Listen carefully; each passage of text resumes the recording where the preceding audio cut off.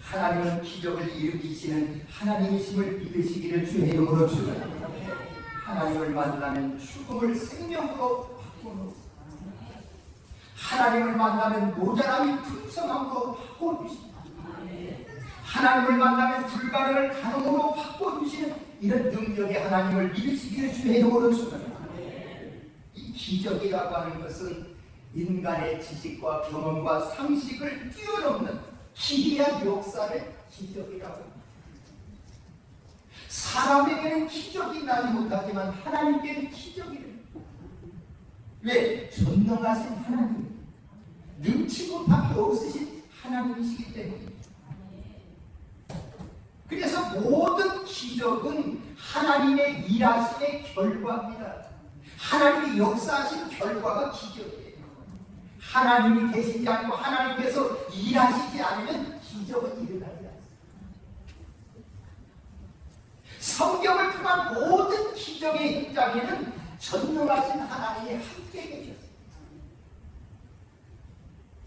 전능하신 하나님과 함께 하심으로 기적을 만드시기를 주의 이름으로 축원합니다.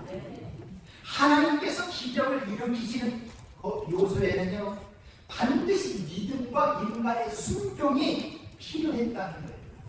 인간의 믿음과 순종 없이는 기적이 일어나지 않습니다.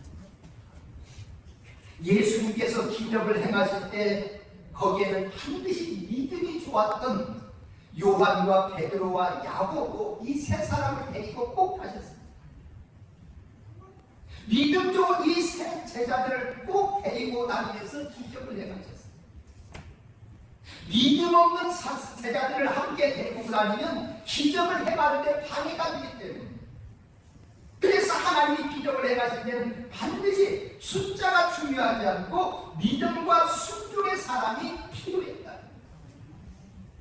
오늘도 내게 믿음과 순종이 있다면 우리 가정과 삶에 기적이 일어날 줄로 믿으시기를 주의 이름으로 축원합니다. 오늘 본문에는요, 이스라엘의 아합이라고 하는 왕이 있었어요. 근데 이 아합 왕이요, 이방 나라 두로 지방의 여자를 아내로 맞이했어요. 근데 그 여자가 시집 오면서 자기 나라에서 섬기는 바알신을 가지고 왔어요. 그래서 자기만 바알신을 섬기는 게 아니라 아합 왕에게도 바알을 섬기게 했고, 이세벨 왕비로 인해서 이스라엘 나라 온 백성이 바알신과 아사라신을 섬겨야 했어요. 모든 산당에다가 바알신과 아사라 목상을 섬기게 했어요. 그래서 하나님은 엘리야 선지자를 보내서 여러 번 이방신을 섬기지 말고 그러지 말라고 여러 번 경고를 했지만 아합은 듣지 않았어요. 결국 하나님은 아합에게 진노하시고 이스라엘 나라에 3년 6개월 동안 비가 내리지 않는 재앙을 내리셨어요. 그처럼 하나님은 엘리야 선지자를 보내서 우상을 섬기면 안 되니 그것을 멈추라고 여러 번 경고했어요. 아합은 듣지 않습니다. 하나님의 말씀보다 그의 왕이 이세벨의 말을 들었어요. 할 수 없이 하나님을 징계하시고 진노하시고 징계하셔서 3년 6개월 동안 비가 내리자 하늘문을 닫혔어요. 여러분, 3년 6개월에 하늘문을 닫혔다면 엄청난 재앙이에요. 그러면 깨달아야 되는데 깨닫지 못하고 오히려 하나님의 말씀을 전했던 이 엘리야를 죽이겠다고요. 아합과 이세벨이요, 엘리야를 찾으러 다니죠. 엘리야는요, 아합과 이세벨의 칼날을 피하기 위해서 시냇물을 마시며 그리 시냇가에서 숨어 지냅니다. 그런데 시간이 지남에 따라서 그리 시냇가 물도 만나버려요. 더 이상 그곳에 머물 수가 없었어요. 그때 엘리야의 삶을 책임지신 하나님께서 엘리야를 사르밧 지방 여인에게로 보냅니다. 그런데 사르밧 이 여인의 가정은 더 힘들고 더 어려웠어요. 남편은 일찍 여의고 가뭄에 견디다 못해서 이제 마지막 남은 밀가루 한 움큼을 기름에 비벼서 아들과 함께 나눠 먹고 죽으려고 작정하는 참이었어요. 이때 엘리야가 찾아와서 나뭇가지를 줍고 있는 여인에게 불러서 이런 말을 해요. 나에게 물을 가져오고 떡을 가져오라는 거예요. 그때 여인이 이렇게 대답해요. 저는 떡이 없고 다만 통에 가루 움큼과 기름 조금밖에 없습니다. 그러자 엘리야가 이렇게 말해요. 두려워하지 말고 먼저 가서 그것을 내게 떡을 만들어 가지고 물을 가져오라는 거예요. 그러면 하나님께서 비를 내리신 날까지 그 밀가루통에 가루가 떨어지지 않을 것입니다. 사르반 여인은요, 엘리야의 이 약속을 믿고 마지막 떡을 만들어서 자기가 먹고 아들을 먹는 게 아니라 먼저 대접을 했더니 통에 가루가 떨어지지 않는 기적이 일어났습니다. 남들은 가뭄에 죽는 사람이 많았지만 이 여인은 죽지 않고 풍요로운 삶을 살게 되었고 이웃에게 나눠지는 넉넉한 삶이 되었습니다. 하나님의 약속, 그 말씀의 약속을 믿고 먼저 대접을 했더니 이 가정에 기적이 일어났습니다. 여러분의 가정에는 어떤 기적이 일어나기를 원합니까? 오늘 사르밧 여인에게서 기적이 일어난 비결을 배우고 그 비결을 삶 속에 적용하다가 우리 모두 기적을 체험하시기를 주의 이름으로 축원합니다. 사르밧 여인에게 기적이 일어난 첫 번째 비결이 뭐예요? 하나님의 말씀에 순종할 때 하나님이 우리의 필요를 채우시는 기적이 일어나요. 당시 3년 6개월 동안 비가 내리지 않았다면요 얼마나 심각한 가뭄인지. 그런 상황에서 사르밧이라고 하는 동네에 남편을 먼저 보내고 어린 유아들 하나를 키우고 있는 이 여인은 먹을 것이 다 떨어졌어요. 마지막 남은 한 줌의 밀가루밖에 없어요. 몇 방울의 기름밖에 없어요. 마지막 끼니를 때우고 죽을 날만 기다리는 그런 형편에 처해 있는 여인에게 목이 마르니 물을 가져와라. 배가 고프니 그 밀가루로 떡을 만들어서 가져와라. 여러분, 인간적으로 생각해보면요 어떻게 이 여인에게 물을 달라고 떡을 달라고 요구할 수 있겠어요? 참으로 무례하고 염치 없는 행동처럼 보여요. 여러분이 이런 상황이었다면 엘리야가 떡을 가지고 물을 가져와서 오라고 했을 때 여러분의 반응은 어떻게 했을까요? 이 여인은 그러나 물을 대접해요. 3년 6개월 동안 비 내리지 않은 그런 가뭄의 상황에서도 자기가 먹을 물을 대접해요. 물을 가지러 가는데 뒤에서 또 엘리야가 그런 말을 해요. 물을 가져오면서 또 가서 만들어봐라. 여러분, 지금 어떤 상황인데 아무것 가진 것 없는 가난한 이 여인에게 물 달라고 한 거예요. 얼마든지 화낼 수 있어요. 그때 이 여인이 딱한 사정을 엘리야에게 이렇게 얘기해요. 나에게는 떡이 없어요. 나에게는 다만 가루 조금만 밥과 조금 떡과 이제 밀가루 몇 방울의 기름밖에 없어요. 이것 먹고 이제 죽을 날을 기다리는 것밖에 없어요. 그런데 이 말을 들은 엘리야 보세요. 13절에 이렇게 말해요. 13절 한번 다 같이 읽어보겠어요. 13절 시작.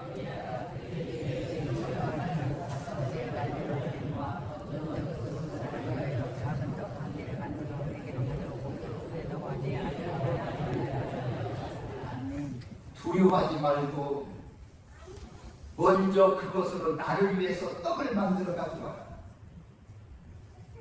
여러분, 보통의 상황이 아니에요. 마지막 남은 거예요. 마지막 것을 드린다고 하는 건 이건 쉬운 게 아니에요. 그러나 이 여인은 엘리야의 말대로 마지막 남은 가루와 기름으로 떡을 부어서 엘리야에게 기적이라고 하는 것은 그냥 일어나지 않아요. 하나님 감동 없이는 기적 없어요. 여러분의 입장에서 마지막 남은 것, 엘리야가 다가와서 내게 떡과 물을 가져오라고 했을 때 여러분의 반응은 어떻게 하겠어요? 하나님 말씀에 순종한다고 하는 것은 쉬운 일이 아니에요. 하나님의 말씀에 순종하려면 육신의 감정과 환경의 압박을 이겨야 순종할 수 있어요. 육신의 감정 여러분 이기지 않으면 어떻게 순종하겠어요? 환경의 압박 이기지 않으면 어떻게 순종할 수 있어요? 그래서 기적은 아무에게나 일어나는 게 아니에요. 감정이나 환경에 매이지 아니하여 하나님의 말씀에 순종하는 줄로 믿으시기를 주의 이름으로 축원합니다. 엘리야와 만날 때 사르밧 가부가 무엇을 하고 있어요? 나뭇가지를 짚고 있어요. 나뭇가지. 마지막 떡 만들고 죽을 시간을 기다리는 거예요. 자신의 감정이나 환경으로 봐서는요, 이 엘리야의 말에 순종하기 어려워요. 그러나 순종했더니 그 결과 하나님은 이 여인의 필요를 기근이 계속 드는 내내 채워주셨고, 부족을 채워주셨고, 간을 채워주셨고, 기력을 채워주셨고, 하나님 오늘도 저와 여러분들에게 말씀하십니다. 네게 있는 마지막 건강이 있다면 그것을 무엇을 위해 쓰겠느냐?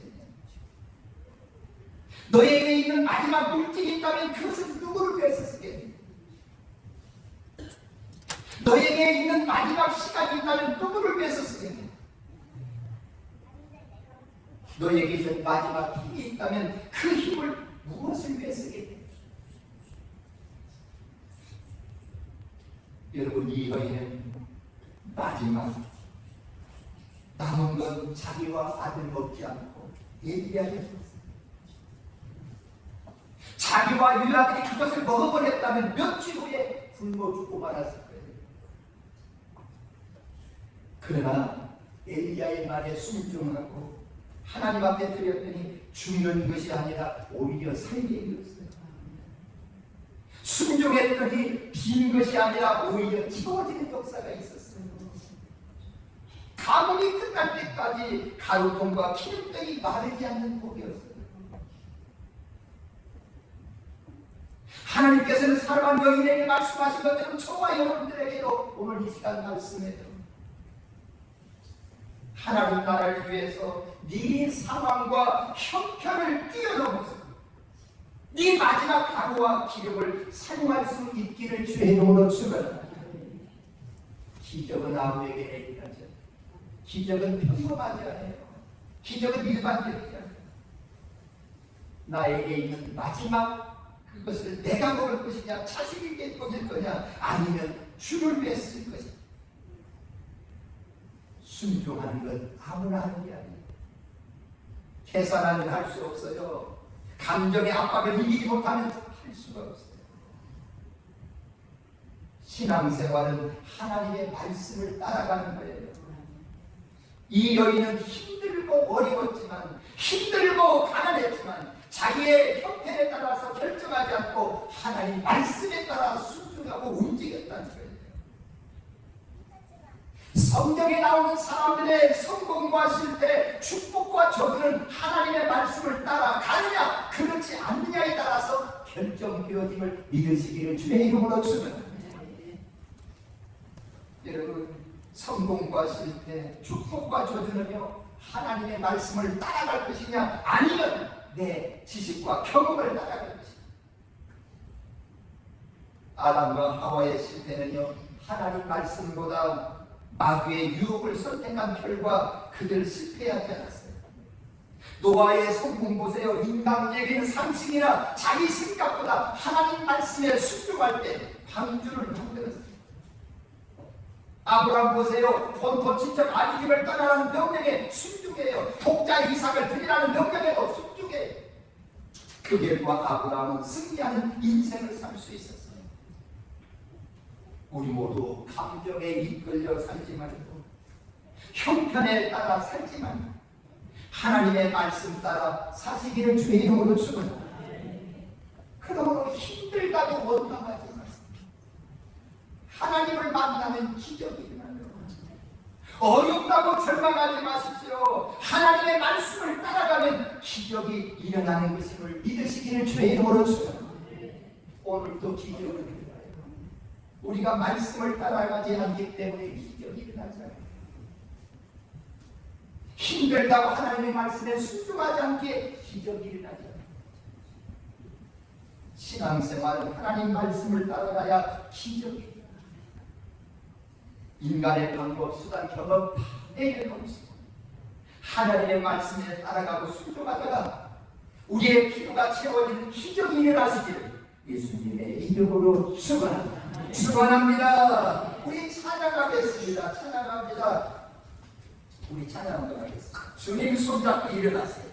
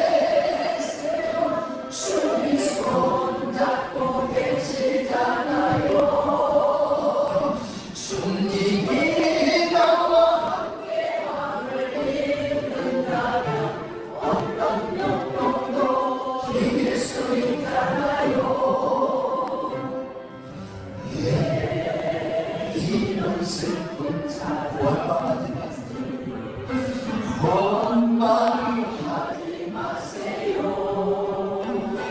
당신이 기름을 떠나 주님의 하늘에 더 많은 감사하세요. 아멘입니다. 견디기 힘든 지금 이 순간에도 주님이라고 계시다.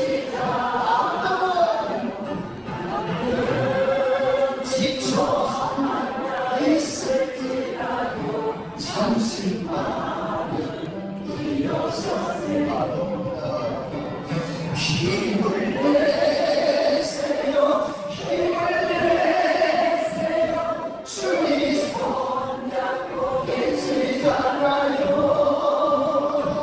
주님이 나와 함께함을 믿는다면 어떤 고난도 견딜 수 있잖아요. 할렐루야. 힘을 내십시오. 하나님은 기적의 하나님이세요. 절망하지 마세요. 포기하지 마세요. 불평하지 마세요. 하나님을 만나는 우리 가정의 삶 속에 풀어질 줄로 믿으시기를 주의 이름으로 축원합니다. 기적이 일어날 줄로 믿으시기를 주의 이름으로 축원합니다. 말씀에 순종하십시오. 이 여인은 그렇게 판단했어요. 마지막 남은 것밖에 없어요. 음식 이 한 끼 만들면 죽어야 돼요. 그러나 그 남은 것을 하나님의 말씀 따라 드렸어요.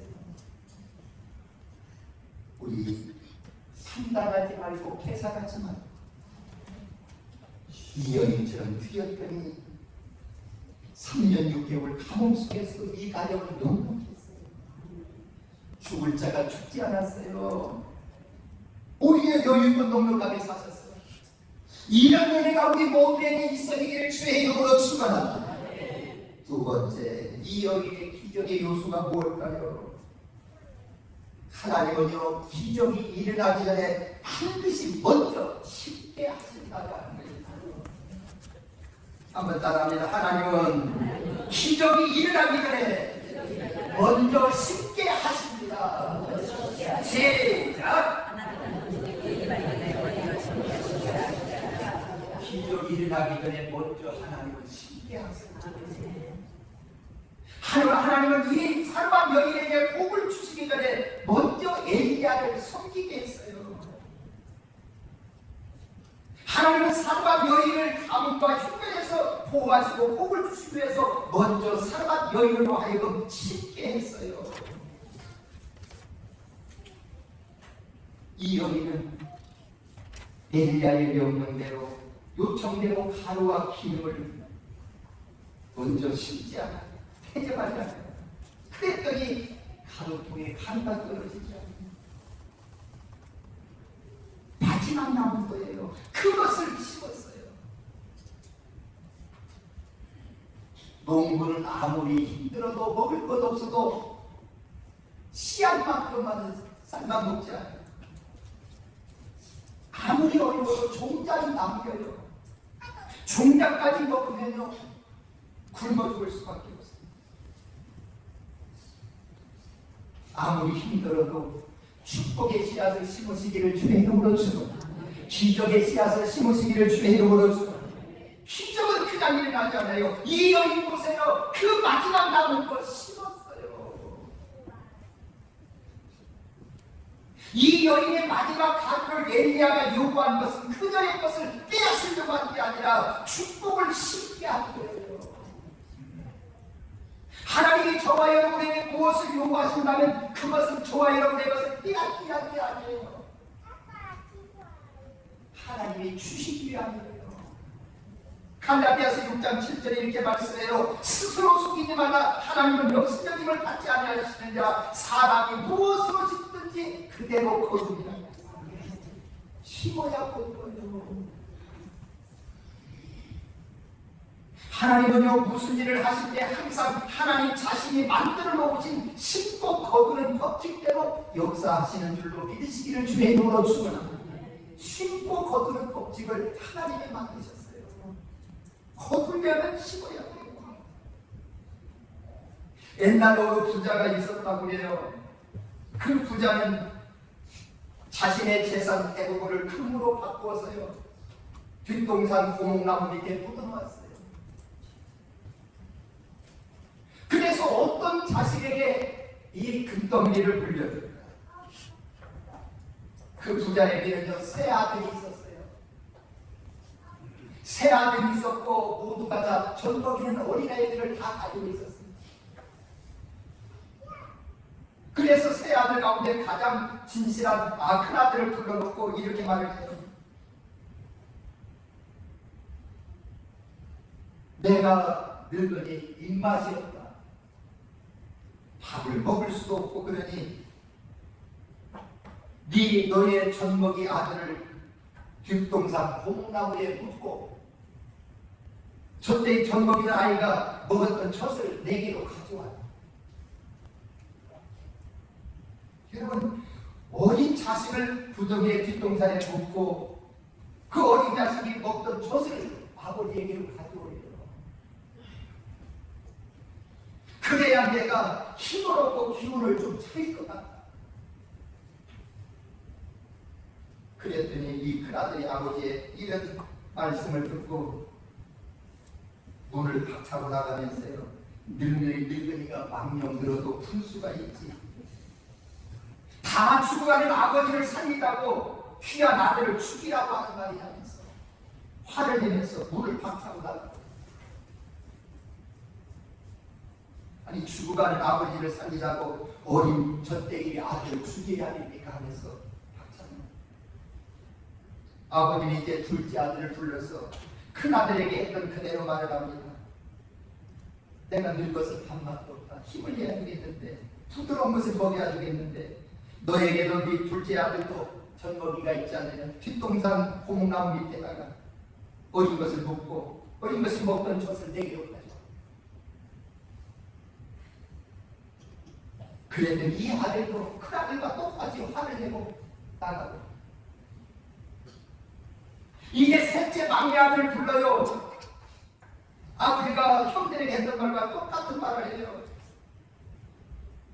늙어서 음식은 삼킬 수도 없고 부드러운 것을 먹어야 되겠는데, 막내 아들, 젖대기 아들 뒷동사 뽕나무 밑에 꽂고 그 어린 것이 먹던 젖을 내기로 가져와. 그래야 내가 기운이 나고 힘이 나요.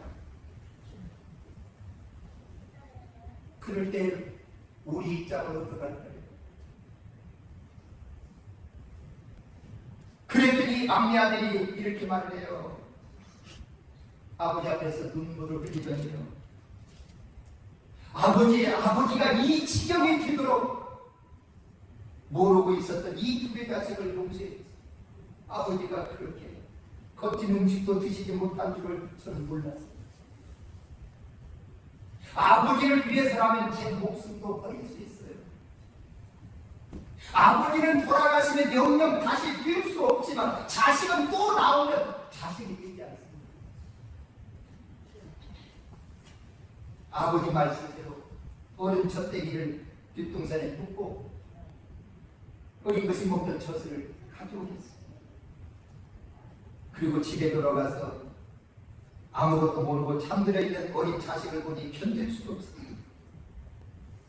한참 동안 눈물을 흘리고 아내와 함께 산에 올라가요. 아버지가 일러준 대로 나무 밑에다가 아내와 함께 구덩이를 파요.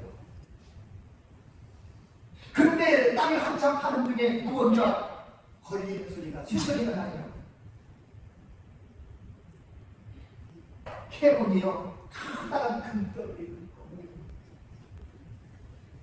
숲속에서 멀리 그 모습을 지켜본 아버지가 아들에게 다가와서 이렇게 말해요. 내가 이제야 너희들의 마음을 알았다. 이것은 다 너희들을 시험하기 위한 것이야. 이 금덩어리는 바로 너희들 것이다.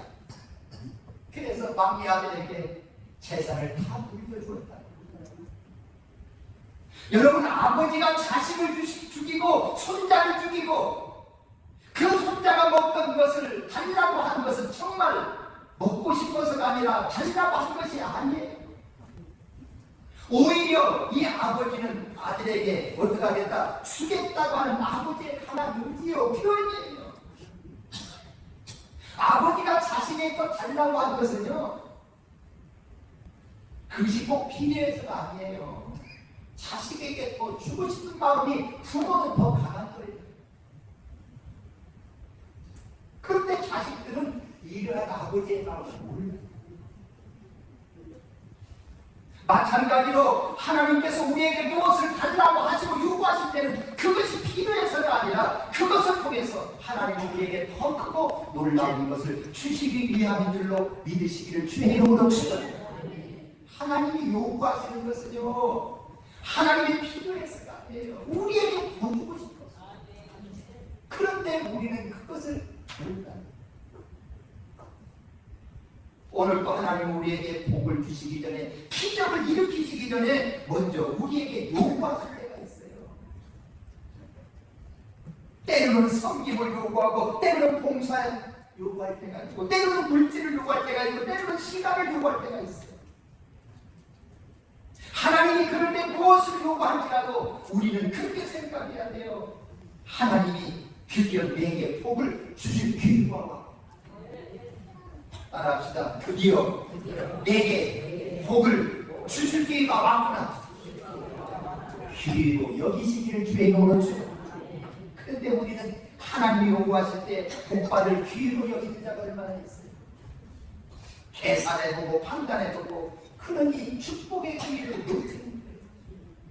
그러니 기적이 일으킬 이 기회를 잃어버리는 거예요. 하나님이 요구하실 때 그 기회를 붙잡으시기를 주의 이름으로 축원합니다. 하나님이 축복해 주실 기회가 왔을 때 그 기회를 붙잡기를 주의 이름으로 축원합니다. 여러분, 붙잡자. 기회를 붙잡으시기를 주의 이름으로 축원합니다. 기회가 왔을 때 기회를 붙잡으시고, 하나님은 우리에게 물질의 복을 주시기 위해서 11조를 갚지나 성결해라 애고를 드려라. 사랑하는 여러분, 세상 모든 것이 다 하나님의 것임에도 우리에게 요구하시는 것 이유는 단 한 가지예요. 우리에게 복을 주시기 위해서 드리라고 말씀하십니다. 그렇게 하면 하나님은 하늘문을 열고 복을 쌓을 것이 없도록 부어주시마 약속했어요. 사랑하는 성도 여러분, 하나님은 3년 6개월 동안 감옥으로 고통당하고 있는 사르반 여인에게 복을 주시고 기적을 베푸시기 위해서 엘리야를 통해서 내게 달라고 요구하신 거예요. 이 여인 보세요. 그 수년 중에도 달라고 요구하실 때 드림으로 힘으로 이 여인은 굶주림에서 이제 풍요로움으로 바뀌었어요. 여러분, 복을 주시기 위해서 하나님 오늘 또 우리에게 요구하십니다. 힘으라고 하십니다. 달라고 요구하십니다. 하나님이 엘리야나 하나님이 꼭 필요했다면 그 당시 그보다 더 부자에게 요구했을 거예요. 어찌 그 당시 이 여인이 여유가 없는 여인인데 어찌 부자가 없었겠어요? 그런데 하나님은 부자에게 요구하신 게 아니라 이 여인에게 요구했어요. 왜? 이 여인에게 기적을 베푸시기 위해서, 이 여인에게 복을 주시기 위해서. 여러분은 하나님이 요구하실 때 그 뒤를 따지고 판단하고 벌써 기적은 기회는 지나가는 거죠. 이 가난한 여인에게는 생명과 같은 물과 떡 아닙니까? 마지막 떡 아닙니까? 마지막 물 아닙니까? 그러나 이 여인 기회가 왔을 때 부어드렸어요. 돌려드렸어요. 간혹 자녀들에게 부모가 용돈을 주기 위해서 심부름을 시킬 때가 있어요. 의도적으로 심부름을 시켜요. 왜? 자식에게 용돈을 주기 위해서.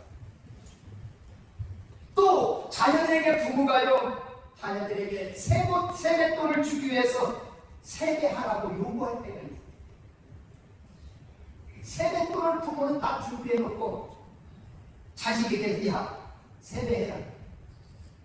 왜? 세배를 절을 받고 싶어서가 아니라 준비된 용돈을 주기, 용돈을 주기 위해서 의도적으로 부모는 자식에게 심부름을 합니다.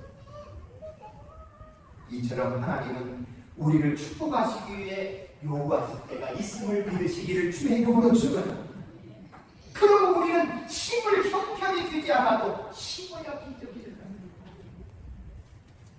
이 사람 여인은 엘리야를 숨길 상황이 아니었음에도 불구하고 하나님 앞에 쉬지 않아요. 이 여인은 힘을 형편이 되지 않았어도 축복의 씨앗을 뿌려요. 여러분, 우리는 말씀을 따라가느냐 내 형편을 따라가느냐? 형편 따라가지 말고 말씀 따라가기를 주의 이름으로 축원합니다. 시편 126편 6절에 울며 씨를 뿌리러 나가는 자는 반드시 그 기쁨으로 곡식 달을 가지고 돌아오리라. 뿌릴 때는 울면서 뿌렸지만 거둘 때는 기쁨이.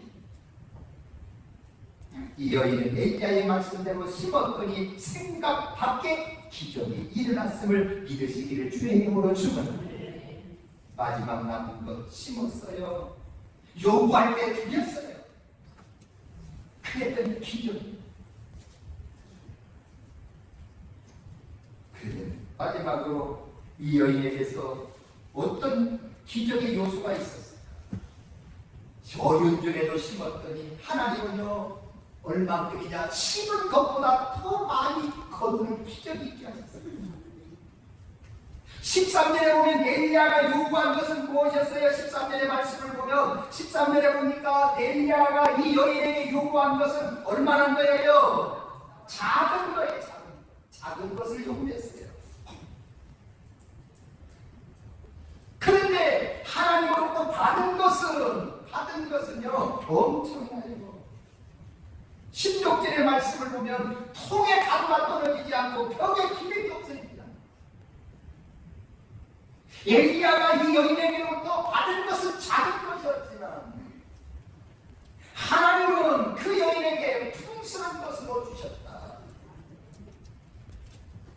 하나님은 심은 것보다 더 큰 것을, 하나님은 심은 것보다 더 많은 것을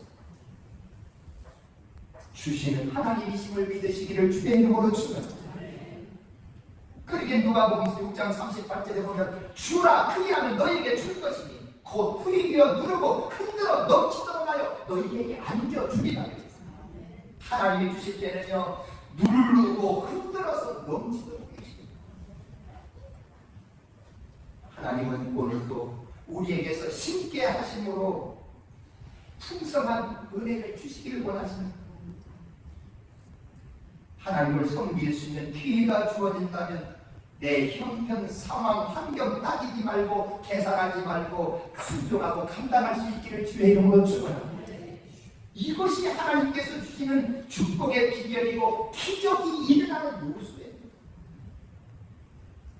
주님이 몸을 들이고 마음을 들이고 물질을 들이고 시간을 드리려고 할 때 부담스럽게 여기지 마십시오.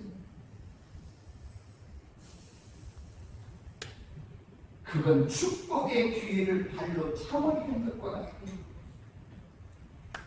하나님이 필요해서 우리에게서 빼앗으려고 달라고 요구하시는 자, 축복의 주시려고. 그런데 우리는 물질 드리고 시간 드리고 마음 드리고 몸을 드릴 때 그것을 거역할 때가 한꺼번에 그건 축복의 기회를 발로 차버리는 거예요. 주님이 요구하실 때 순종하십시오. 사르반 여인은 어려운 형편에서 그가 가진 모든 것을 심었어요. 그 결과 엄청난 풍록을 얻었어요. 이 여인은 통에 가면 바닥에 닿아도 긁어내도 병의 기름을 쥐어짜기 부어서 다 썼는데 다음날 아침에 보면 또 가득가득 채워지는 역사가 있어요. 아무리 써도 다음이 없어서요. 매일매일의 기적이 일어났어요. 하나님은 우리에게 복을 주시기 위해서 없는 중에도 신께 하실 때가 있어요. 하나님은 우리에게 기적을 베푸시기 위해서 없는 중에도 하나님께서 요구하실 때가 있어요. 그럴 때 우리는 내 형편과 환경을 붙잡고 하나님의 말씀을 붙잡지 않을 때가 얼마나 많습니까? 어떠한 상황일지라도 하나님이 요구하시면 말씀을 따라가십시오. 말씀대로 심으십시오. 말씀대로 하나님의 요구대로 드리십시오. 왜냐하면 어려워도 심어야 복이 되고 어려워도 하나님의 요구에 순종해야 생각 밖에 기적이 나타나기 때문에. 그러므로 우리 모두 심을 형편이 되지 않아도 사르반 여인처럼 울면서라도 기적과 축복의 씨앗을 심어야 합니다. 하나님은 우리에게 심게 하셔서 풍성하게 채워주시는 그런 하나님이신 줄로 믿으시기를 예수님의 이름으로 축원합니다.